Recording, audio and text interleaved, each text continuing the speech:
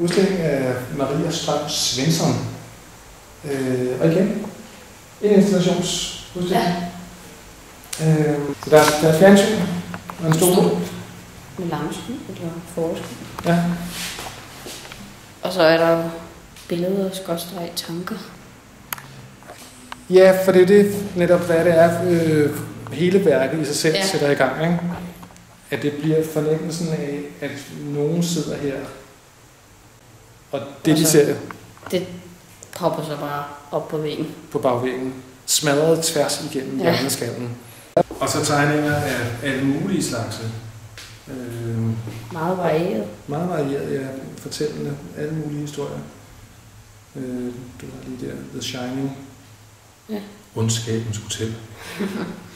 Alt sammen ting fra film eller tegneserier eller reklamer.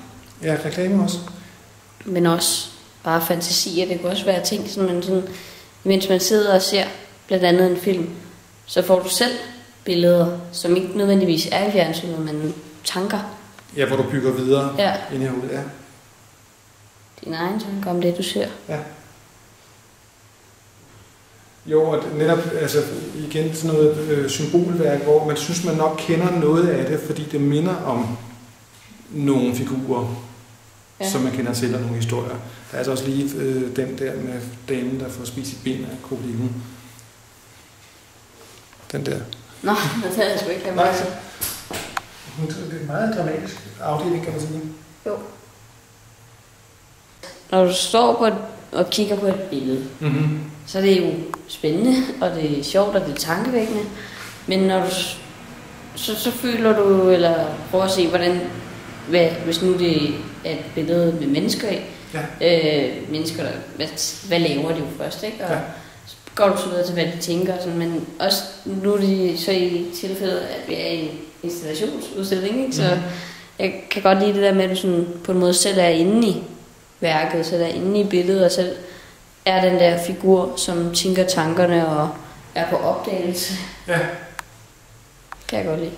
Ja, men jeg er helt med. Også netop det der med, at man, når man ser installationskunst, der er man en del af værket. Jo, det er man helt sikkert. Modsat både maleriet og skulpturen, hvor man står uden for det. Ja.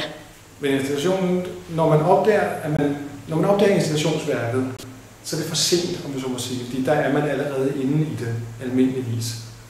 Og står der og er altså blevet en del af det, kunstneren havde tænkt. Om langt det meste installationskunst er også det, der hedder stedspecifik kunst. Det har jeg aldrig hørt. Nej, men det betyder, at det er knyttet til det rum, det er lavet i. Jo. Hvor du kan sige, at denne her installation, som vi kigger på her, den kan du ikke bare flytte. Nej, det kan du ikke. Så vil den ændre fuldstændig karakter, ikke? Jo. Hvis nu det var længere, eller der var flere vægge, eller sådan noget. Ja, bare var lavet til loftet, så ville det være en helt anden fornemmelse, ikke? Men hvis vi snakker om det, så den her udstilling på fornemmelsesmåden, eller planen, hvad vil du sige, den her er den rar? Er den voldsom? Er den... Den er lidt syret. Den er lidt syret? Ja. Men den har jo også den der ensomhedsdel igen. Netop, der er kun én stol. Ja. Der er kun et fjernsyn, det er måske mere almindeligt. Der er ligesom kun én person til stede herinde, ikke? Jo. Eller nu er der to, men... jo, men i den fornemmelse, man får, ikke? Jo. Der er ikke lagt op til, at der skal sidde to mennesker der og holde i hånden og se fjernsyn. Der er den samme stil over dem alle sammen, så det er i hvert fald den samme person, der sidder og tænker. Ja. Som, nu er det også den samme, der har lavet det. Jo. Men man kan sige, det er den samme, der oplever det her. Ikke?